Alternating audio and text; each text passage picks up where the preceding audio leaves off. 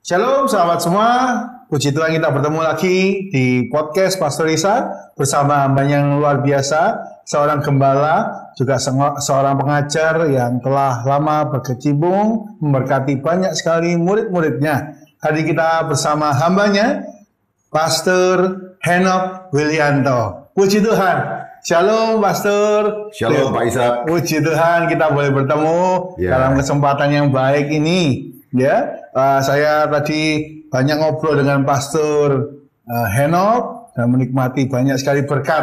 Hari ini kita belajar yaitu tentang berkat. Apa sih menurut Pak Henok ini artinya berkat? Apakah berupa materi saja atau banyak orang berkata kesehatan itu berkat? Apa berkat menurut Pastor Henok? Terima kasih ya, Pak Ishak. Ya. Saya membaca firman Tuhan dan saya menemukan berkat itu adalah anugerah pemberian Tuhan. Sebab orang itu bisa kaya dan juga bisa makmur, itu karena Tuhan yang memberi. Amin. Ya. Sehingga berkat itu adalah anugerah Tuhan. Menurut firman Tuhan, kalau kita membaca bahwa berkat itu dibagi jadi dua. Yang pertama adalah berkat jasmani. Ya. Sebab firman Tuhan pernah bilang begini, ini yang saya bacakan ya, berkat jasmani ya. 3 Yohanes 1 ayat 2. Saudaraku yang kekasih, aku berdoa, semoga engkau baik-baik dan sehat-sehat saja dalam segala sesuatu. Sama seperti jiwamu baik-baik saja. Yang dimaksud dengan baik-baik itu dalam versi bahasa Indonesia yang lain maupun dalam versi bahasa Inggris itu artinya makmur. Oke. Jadi kalau seandainya makmur itu bukan dari Tuhan, tidak mungkin Yohanes itu mendoakan penerima suratnya supaya Tuhan memberkati orang itu makmur. Oke. Ya. Jadi karena berkat itu datangnya dari Tuhan, ya kaya, ya sehat, itu tadi seperti jiwamu sehat-sehat saja, itu ya toh. Dalam segala hal, itu berarti bahwa berkat jasmani itu adalah pemberian Tuhan. Jadi saya bilang tadi kan berkat ada dua. Satu berkat jasmani, nah yang kedua berkat rohani. Firman Tuhan bilang begini di dalam Efesus 1 ayat 3. Terpujilah Allah Bapa Tuhan kita Yesus Kristus, yang di dalam Kristus telah mengaruniakan kepada kita segala berkat rohani di dalam surga. Jadi berkat itu ada yang berkat jasmani, misalnya tubuh sehat, kerjaan lancar, ya toh? Terus kemudian rumah tangga bagus, untung terus mengalir, itu berkat jasmani, datangnya dari Tuhan. Tapi dari sisi yang lain, yang tidak pernah dibicarakan, ada yang namanya berkat rohani. Dan firman Tuhan tadi bilang dalam konteksnya, berkat rohani di dalam Kristus Yesus. Jadi segala berkat rohani yang di surga, di dalam Kristus Yesus, itu telah diberikan kepada kita. Apa itu? Ya keselamatan. Jadi keselamatan itu termasuk berkat rohani, tapi jarang disyukuri. Nah, orang itu karena terlalu banyak bersifat materi, lalu berpikir bahwa kalau misalnya kena penderitaan, misalnya nih kerjaan jadi macet, tubuh terganggu jadi sakit, orang lalu berasumsi Tuhan tidak sedang memberkati. Karena persepsinya berkat itu cuma yang bersifat kelihatan dan materi. Jadi dia kehabisan cara untuk mensyukuri apa yang Tuhan berikan. Karena berpikir, mana Tuhan tidak memberkati. Tapi kalau orang mulai menyadari bahwa ada banyak hal di mana kita bisa mensyukuri berkat Tuhan, maka dia tidak akan berhenti untuk bersyukur. Berkat rohani itulah yang jarang disyukuri oleh orang. Kalau orang dapat rumah, orang lalu panggil pendeta, Pak, saya mau syukuran Ya, karena dapat rumah. Betul nggak? betul. Hah? Ya, Saya punya anak, Pak. ya, Maka saya mau mengadakan syukuran karena sudah lama ini nggak dapat anak, setelah menikah baru sekarang dapat. Nah, saya mau mengucap syukur. Maka kelihatan barangnya. Tapi kalau orang itu berdoa sekian lama nggak dapat anak, sekian lama kontrak terus nggak dapat rumah, jadi pindah-pindah terus. Dan kemudian orang lalu bertanya, kamu kok seret dia berkatnya, gitu. Yang dimaksud dia pasti berkat jasmani. Sehingga orang itu lalu kemudian merenung-renung, memikirkan ucapan banyak orang, lalu bilang, iya betul, saya ini kurang diberkati Tuhan. Padahal hal yang paling penting Tuhan sudah berikan sebelum dunia ini dijadikan. Sebab Tuhan itu sudah merencanakan, memilih, menetapkan seseorang untuk jadi anaknya, diselamatkan di dalam Kristus Yesus. Nah, karena ini tidak pernah disadari, orang kehilangan alasan untuk bisa bersyukur senantiasa dalam hidupnya. ya. Puji Tuhan. Dua berkat dalam hidup kita. Yang pertama jasmani. Yang kedua rohani. Dan yang terpenting adalah yang rohani. Yang seringkali kita lupa. Ya, ya. Nah, tapi bagaimana kalau orang merasa kalau pekerjaannya nggak berhasil, itu merasa terkutuk? Apakah itu kebenaran atau bagaimana? Karena ada kan kalau kita ini nggak mendengarkan firman Tuhan, maka lalang belalang akan menghabisi apa yang kita kerjakan. Bagaimana batasnya itu, Pak? Apakah itu kutuk? Apakah itu ujian? Jadi begini, pengajaran firman Tuhan yang ada di gereja itu telah berjalan tidak seimbang.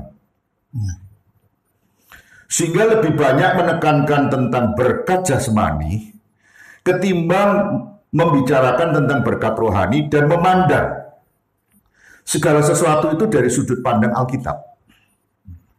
Karena segala sesuatunya itu seringkali masih bersifat PL. Jadi tidak ada yang namanya anugerah. Nah, inilah yang dinamakan dengan teologi kemakmuran. Bukan kemakmuran. Teologi kemakmuran itu kan untuk mendapatkan kekayaan saja. Tapi ada yang namanya, dan yang sangat serius, itu teologi yang saya catat di sini adalah teologi retributif. Jadi teologi retributif. Retributif itu adalah gini, kalau kamu berbuat baik, maka kamu diberkati. Jadi berkat itu karena kamu berbuat baik. Kalau kamu miskin, itu karena kamu dikutuk Tuhan, dihukum Tuhan. Jadi ada sebab dan akibat. Nah, hukum retributif inilah yang menjadi pandangan orang Kristen. Pada umumnya yang menyebabkan orang itu punya pemahaman retributif yang sempit dan dangkal. Jadi karena kamu kok bisa makmur ya, berkat Tuhan. Banyak orang mengucap seperti itu. Betul nggak? Ya berkat Tuhan, kita bersyukur. Ketika miskin, iya ya, aku nggak ngerti dikutuk siapa. Apa makku sing hidupnya terkutuk, engkongku, atau papa mamaku yang terkutuk. Sehingga terus nurun sampai generasi-generasi. Jadi cara berpikirnya itu selalu ketika hidupnya itu susah dan menderita, ini kutukan nih. Ini hukuman nih dari Tuhan. Jadi retributif itu adalah sebab akibat yang dipahami secara cekak atau terlalu naif. Pandangan yang seperti ini sangat berbahaya. Sebab ternyata di dalam Alkitab ada yang namanya kesulitan, penderitaan yang harus dijalani seseorang, tapi tidak bersifat hukuman dan tidak bersifat kutukan. Tapi justru hal itu bisa membuat orang itu hidupnya menjadi lebih baik dari sebelumnya. Jadi penderitaan, kesulitan, kesukaran, sakit penyakit ternyata justru mendatangkan kebaikan dari Tuhan untuk orang yang bersangkutan. Nah, cuma yang seperti ini, orang itu selalu berpikir dari sudut dia dan bukan dari sudut Tuhan. Misalnya, yang sudah sangat terkenal itu kisah tentang Ayub. Ya, betul. Ayub itu menderita. Semua hartanya ludes. Anaknya mati. Ya toh? Istrinya menghina dia, mengolok-olok. Dirinya, tubuhnya, semuanya kena sakit penyakit. Bahkan orang memandang dengan jijik terhadap Ayub.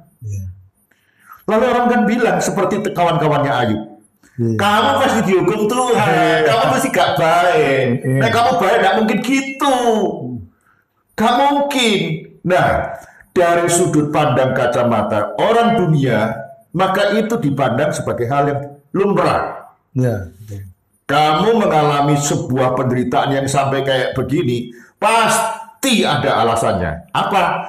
Kamu jahat, orang lain nggak tahu, kamu pura-pura baik. Makanya Tuhan itu melihat hati, sehingga nggak pernah dilihat orang. Tuhan tahu, makanya kamu dihajar, dipukul, dihukum, dihabisi kamu sama Tuhan. Nah, ini salah. Sebab ternyata kita membaca bahwa itu adalah rencana Tuhan mengizinkan supaya Ayub diuji imannya, supaya muncul seperti emas. Nah, ini kan salah satu contoh. Misalnya salah satu contoh. Kalau kita melihat dalam Perjanjian Baru, makin banyak. Jarang kita melihat ada orang Kristen di dalam Perjanjian Baru hidupnya yang tidak dikaitkan dengan penderitaan. Misalnya Paulus, orang yang begitu hebat luar biasa. Dia sakit. Ada duri dalam dagingku. Seandainya sakitnya itu pilek, nggak mungkin lah Rasul Paulus itu doa, ya, karena dia mungkin pileknya nggak mungkin ganggu kan gitu kan. Sebab saya yakin pileknya itu kan bukan pilek karena COVID kan gitu kan. Saya yakin duri dalam daging itu pasti sangat mengganggu. Mengganggu apa? Kesehatannya. Dan ada banyak tafsir tentang duri dalam daging. Kita tidak membicarakan tafsirannya. Kita membicarakan bahwa duri dalam daging itu sakit penyakit atau sesuatu yang sangat mengganggu hidupnya. Dan tentu tidak nyaman. Makanya dibawa dalam doa supaya duri itu bisa dilepaskan. Ternyata enggak. Tuhan bilangnya, cukup kasih karuniaku kepadamu. Sebab dalam kelemahan, kuasaku, katanya Tuhan, dinyatakan.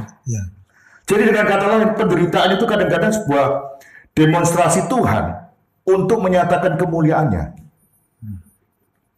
Dan ada ayat ini yang menarik bahwa Tuhan itu membentuk kita atau kadang-kadang membuat kita itu mengalami sesuatu yang dalam tanda kutip tidak enak tadi. Tidak enak itu justru karena banyak rencana Tuhan yang ingin dinyatakan dalam hidup kita. Misalnya ya, contoh ya. Bulan lalu ya, ada pesawat jatuh kalau nggak salah. Pesawat apa itu namanya? Sriwijaya Air, betul nggak? Ada orang yang naik, dapat tiket, dan merasa bersyukur pada waktu dinyatakan silakan masuk ke cabin, betul nggak? Silakan masuk ke pesawat. Sebab ternyata ada yang nggak dapat masuk, tiketnya itu sudah dibeli, tapi tidak boleh sama maskapainya untuk masuk. Kenapa? Karena tidak lolos COVID. Jadi tidak lolos tesnya itu maksudnya belum keluar gitu. Jadi sampai sudah pesawat mau terbang dia nggak bisa menunjukkan bahwa dia itu safe, nggak nulari yang lainnya. Saya yakin ketika dia dinyatakan nggak boleh masuk, dia pasti berpikirnya gini, saya ini salah apa? Wis doa misalnya nih, doa dari rumah supaya sampai di tujuan dengan selamat, tidak kekurangan sesuatu apapun. Pada waktu berangkat sudah doa, kok sekarang tidak boleh naik sekeluarga loh. Nah, pertanyaannya, orang kan memandang ini, kamu itu mesti ada yang nggak beres, makanya Tuhan nggak izinkan kamu berangkat. Padahal hal itu mendatangkan kebaikan bagi yang bersangkutan karena lolos dan lewat dari yang namanya musibah itu.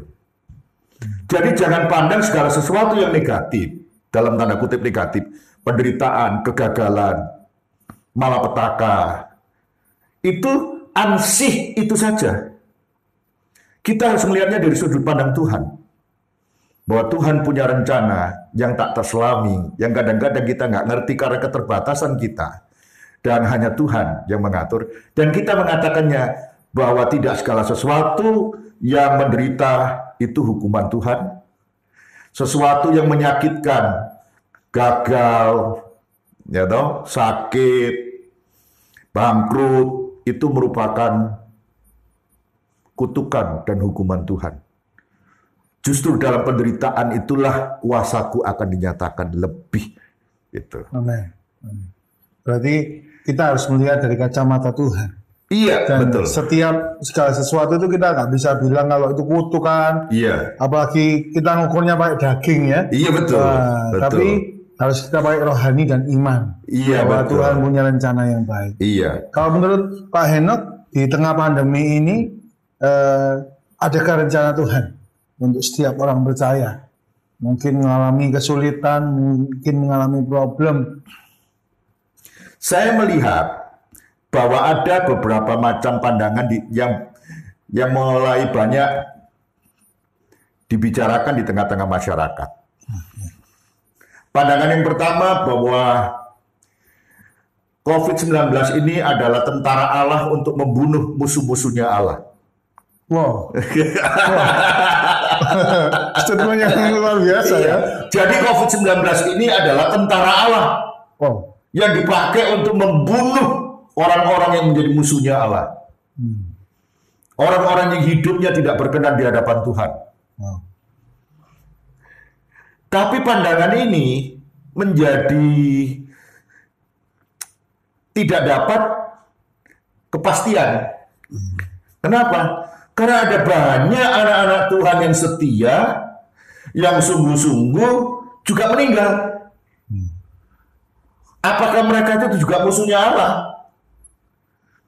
Nah, kalau misalnya gini, hanya orang kafir yang kena. Loh, sekarang itu pendeta kena kok.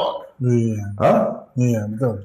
Pendeta-pendeta yang cinta Tuhan, yang jemaatnya sungguh-sungguh dilayani dengan air mata, ya toh, yang ditangisi pagi, siang, dan malam supaya mereka bertumbuh. Pendeta justru yang seperti itu kena COVID dan meninggal. Jadi pandangan bahwa COVID adalah tentara Allah itu sebetulnya sangat menggelikan gitu loh maksudnya. Yeah. Karena yang kena itu bukan cuma orang kafir, orang Kristen juga banyak yang kena. Yeah. Jadi contohnya kalau seandainya memandang bahwa penderitaan itu merupakan hukuman Tuhan, ya nggak bisa dong. Yeah. Betul nggak? Lalu gimana? Kalau gitu COVID ini bagaimana? Kalau menurut saya, COVID ini memang sebuah penyakit yang sedang ada di tengah-tengah masyarakat dan harus dihadapi. Gitu. Jadi kita harus menghadapinya dengan sungguh-sungguh karena merupakan pandemi. Dan kalau dipandang apakah itu hukuman dari Tuhan? Hukuman itu kan harusnya dipandang gini. Kalau Tuhan mau menghukum sesuatu atau suatu bangsa, pasti yang tidak ikut melakukan harusnya lolos kan? Yeah. Misalnya Tuhan mau memusnahkan Sodom dan Gomora, maka yang tidak melakukan kejahatan di Sodom dan Gomora diselamatkan. Betul nggak? Jadi dengan kata lain, ini semuanya mengena. Siapa aja terkena kan gitu kan? Yeah. Orang sungguh-sungguh ya kena. Orang yang tidak sungguh-sungguh juga kena. Jadi pandangan yang mengatakan bahwa ini hukuman Tuhan salah. Ya. Dan kita menjumpai orang dalam musim pandemik ini ada dua ekstrim. Ya. Apa aja itu, Pak? Ekstrim yang pertama adalah ketakutan. Sehingga nggak berani keluar, nggak berani ketemu orang, dan segalanya sangat paranoid. Dikit-dikit cuci tangan, ya memang harus bersihan, tapi kan agak aneh kalau nggak ngapa-ngapa harus cuci tangan dengan sendirinya setiap 10 menit sekali misalnya.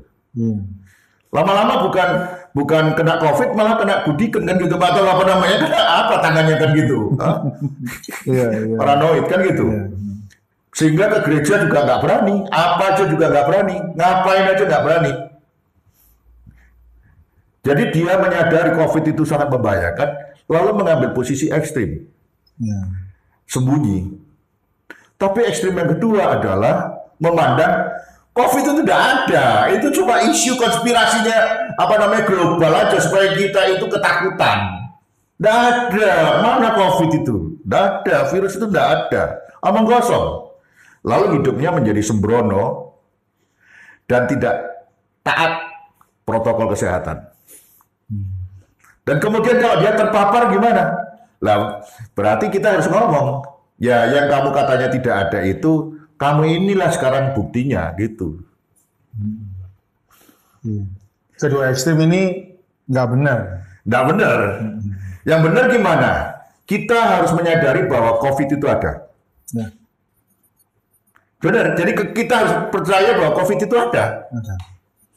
Dan karena COVID itu ada, maka kita harus mengenakan protokol kesehatan, harus hati-hati, dan kita siap menghadapi segalanya.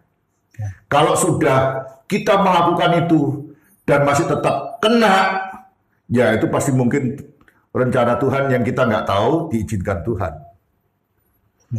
Jadi kita harus mempunyai posisi, COVID ini memang ada. Dan itu harus kita waspadai. Olehnya kita pakai masker, kita hati-hati, jaga jarak dan sebagainya. Tapi Tuhan masih pegang kendali, betul seperti itu. Dan semuanya ada dalam kendali Tuhan. Jadi kalau kita sudah pakai masker, masih terpapar COVID, pasti ada maksud Tuhan. Sama seperti ketika orang beli tiket naik pesawat itu tadi. Beli tiket naik pesawat, ada yang dibatalkan karena tes COVID-nya belum keluar, nggak jadi naik. Tapi kan ada juga toh orang yang sudah beli tiket, semuanya positif, tinggal nyampe saja ke lokasi, tapi karena satu dan lain hal, Tuhan izinkan ya menjadi korban dari pesawat Sriwijaya itu. Dan kita juga nggak tahu maksud Tuhan apa, gitu loh. Tapi kita tahu bahwa segala sesuatu terjadi, tidak ada yang di luar kendali Tuhan. Segalanya pasti mendatangkan kebaikan bagi orang-orang yang mengasihi Tuhan. Amin. Ya. Nah, menurut kalau Pak Henok sendiri, kalau menurut Pak Henok, apa berkat yang Pak Henok alami dan Pak Henok ini menikmati sesuatu yang luar biasa? Boleh cerita mungkin pengalaman? Ini ya, saya mau ngomong ya. Ini banyak hal yang saya dalam dalam musim pandemik ini yang saya nikmati gitu ya. Ini ya yang saya punya waktu lebih banyak di rumah. Saya tuh bukan tipe orang yang senang di kamar atau di kantor. Saya senang aja ngopi gitu. Lalu kalau ngopi terus ngobrol. Jadi kerjaannya itu ngobrol. Banyak orang curhatnya itu di kafe. Jadi bukan karena suka kopinya, tapi karena tempat yang paling gampang untuk dijangkau banyak orang itu kafe gitu. Sekarang ini tidak bisa ngopi. Gak bisa. Ini aja kan untung dikasih sama Pak Ishak. Oh, puji Tuhan. Puji Tuhan. Ini untung dikasih kopi sama Pak Ishak. Puji Tuhan. Jadi gimana? Gak bisa ngopi. Jadi artinya apa? Orang-orang curhat gak bisa lagi tatap muka. Sebelum kita ngobrol ini, tadi ada yang curhat, tapi pakai HP. Oh. Gitu. Ya toh? Gak bisa ngopi kita. Jadi terbatas. Karena kita cuma main ketik-ketikan saja kan. Kadang-kadang kan salah tangkap. Iya, bisa salah tangkap. Iya, karena tulisannya itu kan nggak bisa menjelaskan intonasi dan segalanya gitu loh. Tapi kalau ngobrol gini kan bisa tahu dengan tekstur tubuhnya, posturnya, dan segala macamnya. Dengan nada intonasinya juga. Nah, yang pertama, saya lebih punya banyak waktu di rumah. Itu berarti saya bisa ngobrol lebih banyak sama anak-anak. Bisa banyak ngasih arahan sama anak-anak. Sekarang jadi lebih tahu anak-anak itu sebetulnya belajar apa? Belajar gitu. Saya lebih banyak, lebih ngawasi anak-anak saya gitu loh ya toh. Ini anak saya nomor 1 kan lagi skripsi. Iya, dia sudah telat setahun. Dengan adanya saya di rumah, saya sekarang lebih tahu bahwa dia memang nggak ngerjain gitu maksudnya. Jadi saya omeli terus sampai akhirnya sekarang ya skripsinya hampir maju gitu. Skripsinya hampir maju. Itu salah satu. Terus anak saya yang masih kecil SMP kelas 1, ya saya sekarang bisa lebih fokus. Kalau dia tanya apa-apa bisa saya standby di sebelahnya. Itu. Nah kebetulan kan saya bisa ngitung-ngitung yang gampang-gampang itu, jadi ya tak ajarin dia nggak ngerti gitu loh. Ya, jadi saya lebih banyak di rumah. Lalu yang kedua ini, banyak ide-ide kreatif jadi muncul. Lebih bagus, lebih banyak daripada kalau aktif. Misalnya live streaming, khotbah live streaming, itu belum pernah. Saya ini kan bukan kamera face. Jadi saya kalau kena kamera itu agak tersipu-sipu gitu. Sekarang mulai membiasakan diri gitu loh. Betul. Mulai membiasakan diri gitu loh ya. Saya ini tidak nyaman kalau di kamera gitu. Karena suka grogi gitu ya. Jadi dengan adanya ini lebih kreatif saya gitu. Coba saya pakai model ini, saya pakai ini gimana, ini gini gimana. Lebih kreatif. Ide-ide kreatif. Malahan di tengah-tengah pandemik ini kan semua pelayanan jadi drop. Maksudnya di cancel semua. Karena tidak ada orang yang berani. Ya kan, tidak ada yang berani ngundang, tidak ada berani datang kan gitu. Akhirnya gimana? Muncul ide-ide kreatif gimana ya caranya menyampaikan pesan Tuhan ke orang-orang itu. Ini kalau saya loh ya. Kalau saya gitu. Lalu yang berikutnya, ini sampai tak catat karena saya itu gampang lali. Belajar lebih hemat.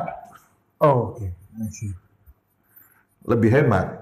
Kalau saya jarang nongkrong, jarang ngopi sama teman-teman, sama apa namanya orang-orang, kan berarti saya lebih hemat. Uangnya bisa ditabung. Karena rupanya banyak hal di masa sulit ini, tabungan itu sangat penting. Banyak orang itu memandang nabung itu sepele. Justru pada masa sulit ini, tabungan itu punya manfaat yang sangat besar. Menopang kita, dipakai Tuhan untuk menopang kita. Coba bayangkan kalau kita tidak punya tabungan. Pasti guling-guling kan gitu. Jadi bisa lebih hemat. Mau makan apa-apa, jadi berpikir 2-3 kali gitu kan. Ada lagi nih yang saya lihat. Membuat kita lebih bisa melihat kuasa Tuhan dan pemeliharaan Tuhan. Kalau misalnya Pak Ishak mau tanya sama saya, gimana Pak pelayanannya? Saya kan tadi sudah bilang, saya kan misalnya kalau mau ada pelayanan itu, setahun di depan itu sudah jadwalnya gitu ya. Saya setahun itu sudah penuh, tidak ada yang lobang. Sekarang itu setahun tidak ada yang terisi sama sekali. Itu berpengaruh dalam banyak hal. Kan misalnya kita juga mempunyai kebutuhan hidup. Tapi ternyata tidak pelayanan, tidak ngapa-ngapa, itu Tuhan pelihara luar biasa. Sehingga kita lalu bilang gini, ternyata dipanggil Tuhan itu dipelihara. Jadi ada orang bilang gini, kalau saya tidak khotbah, nanti makan apa? Salah. Sebab tidak khotbah pun bisa dipelihara Tuhan. Bukan karena faktor malas. Bukan faktor karena tidak mau belajar lalu orang tidak mau ngundang. Karena faktor apa? Karena kondisi memaksa orang tidak bisa keluar. Lalu gimana? Ternyata tidak khotbah pun kamu kan juga dipelihara sama Tuhan. Dan pemeliharaan Tuhan itu tidak mendowngrade kehidupan. Banyak orang yang gini, tidak tugas, tidak pelayanan. Selesai kan? Habis.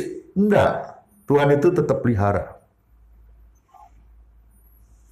Jadi kalau misalnya satu hari itu 3 kali makan nasi misalnya nih. Karena Tuhan pelihara itu bukan berarti terus sekali atau setengah porsi saja dalam satu hari. Tuhan tetap pelihara 3 kali makan. Kita selalu bilang gini, Tuhan itu baik ya. Kita jadi merasakan kuasa Tuhan, pemeliharaan Tuhan itu bisa lebih terasa. Karena apa? Karena kita tidak melakukan yang bisa dijadikan andalan kita. Toh Tuhan pelihara. Dan ini tidak bisa dipahami dengan orang yang tidak beriman. Kalau kita dipanggil Tuhan, Tuhan pasti pelihara. Karena Dia tidak akan pernah membiarkan. Karena Dia tidak akan pernah membiarkan sedikit pun untuk orang yang dipanggil itu hidupnya mengalami yang namanya tanpa pemeliharaan Tuhan. Saya tidak mengatakan bahwa ini adalah berkat uang, tapi Tuhan pelihara cukup. Ada saja cara Tuhan pelihara. Dan itu bukan tabungan saja. Tapi cara Tuhan itu bisa kirim burung gagak seperti Tuhan pelihara Elia. Pagi dan petang katanya firman Tuhan. Tuhan pelihara. Jadi hal yang luar biasa itu bahkan saat kita dalam keadaan mungkin pasif pun ya. Iya. Tuhan tetap pelihara kita. Tuhan menyediakan berkat bagi orang yang dicintainya. Iya, dalam kondisi itu. Iya. Dalam kondisi itu banyak orang nggak sadar. Banyak orang kan bilang gini. Banyak orang laki suka bilang gini sama istri dan anak-anaknya. Kalau papa nggak kerja, kamu makan apa? Dia pikir bahwa berkat itu karena dia yang mencukupi. Betul, dia yang kerja, harus kerja. Tapi mengatakan begitu seolah-olah meniadakan Tuhan yang memelihara. Sebab ternyata sekarang nggak kerja pun Tuhan juga mampu untuk memelihara. Itu. Saya harus berkata, Tuhan itu pelihara luar biasa. Saya tadi ada teman pendeta bilang begini, Pak Heno, selama pandemik ini kita mengalami mujizat malahan Pak Heno. Saya tanya, kenapa? Ini teman pendeta. Justru di masa pandemik ini kita sekarang beli gereja, Pak. Wow. Bukan sebelum pandemik, Pak. Di masa pandemik ini kita beli gereja cash keras, Pak, katanya. Wow. Jadi saya tuh sampai kaget, kok bisa ya? Malah di masa pandemik beli gitu loh, dia bilang. Dan tidak ada jemaat kami yang satu pun, Pak, kena COVID. Wah, puji Tuhan. Saya memandang bahwa ini, wah luar biasa ya, gitu. Pemeliharaan Tuhan. Jadi orang itu kan bilang gini, waduh, pandemik ini gimana pekerjaan Tuhan? Malah teman saya bilang, saya malah melihat jemaat saya itu, Pak, apa namanya, Tuhan pelihara semua, tidak ada yang kena COVID. Dia bilang, jemaat saya itu kan jemaat kalangan bawah, kata dia. Jadi kalau mereka kena COVID, ya jelas nggak mampu, Pak, mencukupi. Ya, jadi pesan penting hari ini untuk kita semua, bahwa Tuhan itu sanggup pelihara kita. Apapun kondisinya, mau pandemi, mau tidak, bahkan Tuhan sanggup memberkati kita lebih saat pandemi ini. Iya, betul. Asalkan kita tetap percaya. Iya, jadi itu kalau misalnya tadi ditanya, apa yang Pak pelajari, namanya, selama pandemi ini, bagi saya, seperti yang saya jelaskan tadi. Tapi tidak ada yang, salahnya lagi saya mau menambahkan, kegiatan untuk berbagi menjadi lebih intens. Ya, betul. Karena saya harus terus terang ya mengatakan, begitu pandemik, beberapa orang itu langsung kolaps ekonominya. Misalnya, yang biasanya ngajar, langsung kolaps. Kenapa? Karena tidak ada sekolah Alkitab yang buka. Karena tidak ada sekolah yang buka. Langsung berhenti. Yang kedua, itu yang punya tour and travel. Coba, mana ada tour and travel yang sekarang berjaya? Semua tiarap. Ya. Mengalami masalah. Iya. Terus kemudian yang antar jemput jemaat, antar jemput sekolah. Saya mau tanya sekolah mana yang studennya muridnya diantar jemput. Apa mau orang tuanya gak diantar jemput tapi bayar bulanan? Kerja makan apa dia? Nah kalau jemaatnya semuanya ngalami kayak gitu, terdampak nggak pendetanya? Atau gerejanya terdampak nggak? Pasti terdampak. Nah kalau seandainya ditanya, lalu gimana? Nah justru seperti ini, orang yang berlebih bisa berbagi, supaya terjadi keseimbangan. Tuhan hadapkan, justru pada saat ini kita berbagi. Khusus di gereja saya misalnya ya. Justru di masa pandemik ini, memberinya jauh lebih banyak daripada sebelumnya. Kenapa? Karena yang terdampak begitu dahsyat. Jadi kita menyediakan segala macam yang dibutuhkan. Dan kita kadang-kadang mikir gini, dulu-dulu sebelum pandemi kita kok udah seperti ini ya memberinya ya. Justru sekarang ini memberinya jauh lebih, lebih intens. Dan saya pribadi juga seringkali kan menjadi tempat jujukan beberapa orang gitu. Jadi malah lewat gereja, lewat orang memberi, itu adalah salah satu cara untuk menolong, memelihara banyak orang. Iya. Jadi pandemik ini menolong saya untuk berbagi. Itu sebabnya anak-anak saya, istri dan sebagainya itu selalu bilang gini, kita ini bisa memberi karena Tuhan yang memberkati. Amin. Jadi kalau misalnya tanya bisa apa, saya bisa berbagi. Itu yang kelihatan. Yang nggak kelihatan adalah kita mendoakan setiap saat jemaat orang yang butuh bantuan. Jadi kita menjadi lebih lebih banyak terima ini permohonan doa. Yang setiap malam banyak orang suka bilang begini ya kami bantu doa tapi nggak didoakan, hanya sekedar lip service. Tapi kita mencatat dan kita mendoakan tiap malam orang yang minta bantuan doa. Dan kita mencatat orang-orang yang minta bantuan doa yang kita doakan, itu satu demi satu dijawab sama Tuhan. Gitu. Itu jadi berbagi beban ya. Jadi kita menolong, tapi juga bukan cuma secara materi, tapi kita juga memberikan buyout. Jadi ada banyak hal-hal kreatif di masa pandemi ini. Oh, luar biasa. Ya.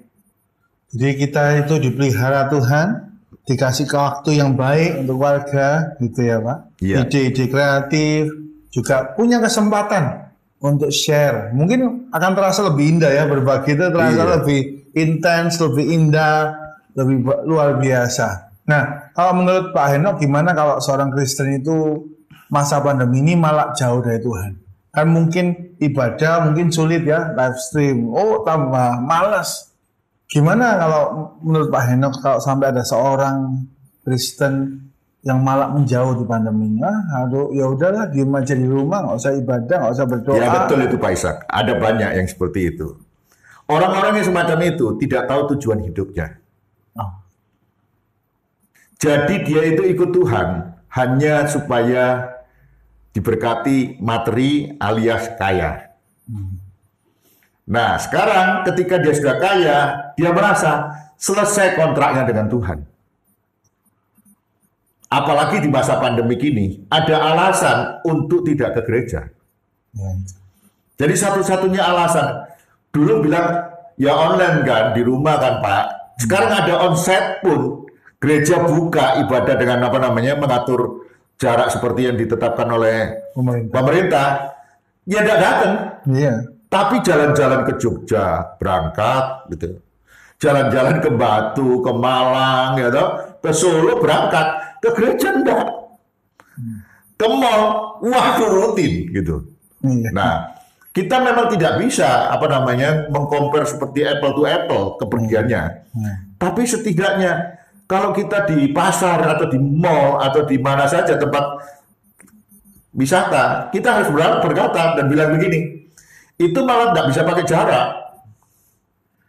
Kalau kita di tempat ibadah, tidak boleh kursi itu digeser karena jaraknya menjadi berubah. Ini benar-benar sangat diatur jaraknya. Jadi dengan kata lain, orang itu makin jauh. Nah, firman Tuhan bilang apa? Terhadap orang yang makin diberkati, tapi jauh dari Tuhan. Kalau mestinya Tuhan itu kan bilang, di Alkitab itu ada contohnya. Tuhan bisa bilang gini, hai orang yang kaya, untuk siapakah itu semua? Enggak gitu Tuhan. Jadi kepada orang yang kaya itu Tuhan tidak bilang, hai orang kaya. Tapi firman Tuhan bilangnya, hai orang bodoh. Untuk siapakah semuanya itu kalau malam ini engkau dipanggil? Saya itu sampai nyatet itu. Betul ya, dicatat ya. Saya sampai nyatet itu. Di bagian firman Tuhannya itu dikatakan bahwa dia dikatakan bodoh karena misalnya Lukas 12:20 ya. Hai engkau orang bodoh, pada malam ini juga jiwamu akan diambil daripadamu, dan apa yang telah kau sediakan untuk siapakah itu nanti? Lalu dikatakan di ayat 21, demikianlah jadinya dengan orang yang mengumpulkan harta bagi dirinya sendiri, jikalau ia tidak kaya di hadapan Tuhan. Jangan lupa harus kaya di hadapan Tuhan. Iya, jadi Tuhan itu tidak melarang orang kaya loh. Tuhan mengatakan bahwa dia tidak kaya di hadapan Tuhan. Iya. Jadi dengan kata lain apa yang Tuhan mau? Terjadi keseimbangan dalam hidup ini.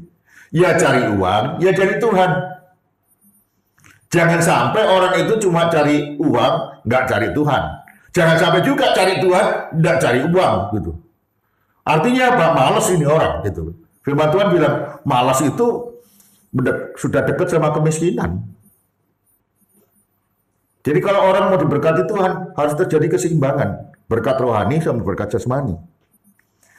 Kaya di bumi, kaya di surga. Gitu. Jadi kalau kita diberkati, ini kesempatan untuk berbagi. Lebih dekat dengan Tuhan. Jadi itu pesan yang penting dari hambanya, Pastor Henok. Kita semua kalau selama pandemi ini, jangan sampai kita lupa ya untuk beribadah kepada Tuhan. Karena tujuan kita bukan cuma kaya di dunia, tetapi kaya di hadapan Tuhan. Yaitu kita boleh di hadapannya berkenan dan memuliakan namanya. Jadi hari ini, wah luar biasa pesannya untuk kita semua. Saya ingin memberi rapid question, boleh ya Pastor ya? Rapid question itu pertanyaan A dan B dengan cepat dijawab. Jadi hamba Tuhan apa jadi pengajar? Saya lebih tepatnya jadi pengajar. Oke. Iya, jadi pengajar. Saya mendengar ceritanya kisahnya Pak Henok ini sering mengajar matematika. Tapi bidang apa yang Pak Henok suka? Saya matematika suka. Suka sekali ya. Tapi cuma hitung-hitungan 2 tambah 3. Oh. Wah itu lebih dari itu ya. Lebih dari itu. Atau 3 kali 2. Oh, 3 kali 2. Iya, begitu.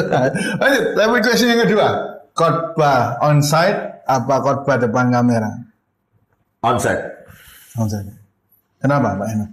Saya lebih bisa berinteraksi. Gitu ya. Iya. Dan saya punya kemampuan untuk membayangkan siapa yang melihat kamera, itu susah. Tapi kalau saya ngomong terus kemudian bicara di depan orang, orangnya kan bisa ngerespon. Ya, bisa tertawa. Iya, bisa setuju. Iya, atau ngantuk malahan. Oh, kalau ngantuk di mana? Kalau ngantuk, mejanya dipukul. Kaget. Dua ya, bangun lagi. Iya, kaget. Bangun lagi dia. Gitu. Iya. Yang ketiga, rapid question. Di rumah bersama keluarga apa ngopi sambil mendengar konseling? Sekarang